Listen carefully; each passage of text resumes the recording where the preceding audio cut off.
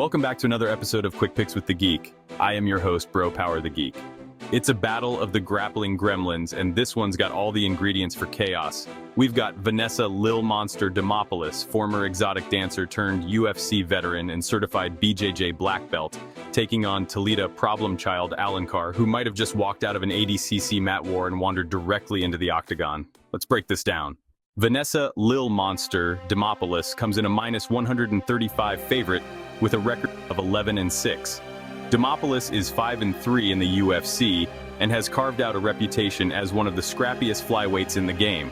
She's got 4 submission wins, 1 TKO, and the kind of durability that makes you question her pain receptors.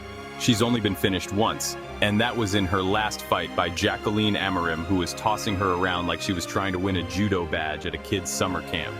Her base is jiu-jitsu, and she's slick with it. Arm bars, sweeps, sneaky transitions, but she's not one-dimensional. Her striking has gotten sharper, and she's more than willing to plant her feet and trade. Is it technical Muay Thai? No, but it's gritty, it's aggressive, and it gets the job done. Demopoulos has that dog in her, like literally. You can see her bite down on the mouthpiece and decide she's not going away. The downside is she can be a little too willing to scrap when she be grappling. Sometimes she'll get into a brawl, realize she has a black belt halfway through round 2, and then start using it. Better late than never, I guess. Still, you have to respect her toughness, her veteran savvy, and her ability to grind out wins. She's been in there with solid competition and usually finds a way to make things ugly and close. Talita, problem child. Alencar comes in at plus 115 with a record of 5-1.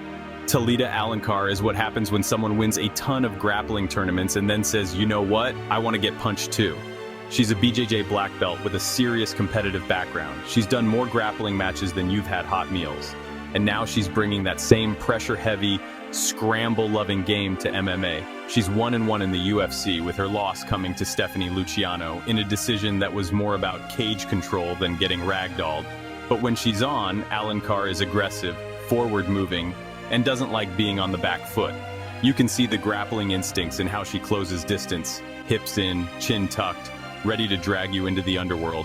She's still raw in the striking department, but she throws with intent. Her hands are wild, her kicks are sneaky, and if she lands something decent, you can bet she's chaining that into a takedown attempt before you can say guillotine. Where she shines is in the scramble. She doesn't just take you down.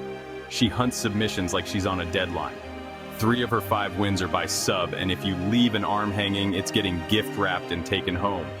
She's still putting it all together, but the aggression, the instincts, and the cardio are there. And with more UFC experience under her belt, she's becoming less problem child and more problem-grown woman. So who wins? This is one of those fights where both women have the tools to win, but also the tendency to turn things into a chaotic coin flip. Demopoulos is the more experienced, more polished fighter.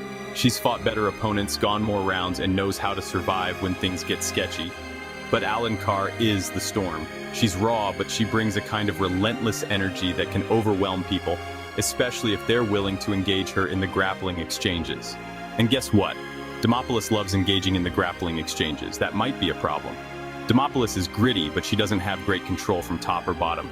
She scrambles well, but Alencar is more dominant when she gets to her spots. If this stays standing, it's a toss-up. But if it hits the mat, Alencar is more likely to be the one dictating pace, threatening submissions and chaining positions. Experience versus pressure. Veteran savvy versus raw aggression. And in this case, I think the chaos wins. Official pick Talita Alencar. Demopoulos has the edge in UFC experience, but Alencar's aggressive grappling style and physicality give her the tools to take this fight over, especially in the scrambles. It might not be pretty, but I see her edging out rounds with pressure and control, and maybe even threatening a sub if Lil Monster gets too comfortable on the mat. Give me problem child, and probably a few reversals that make the commentary team start yelling in Portuguese. If you enjoyed this, go ahead and smash that like button. If you haven't subscribed yet, what are you waiting for? Hit that subscribe button and turn on notifications so you don't miss a beat when the next video drops. And don't be shy.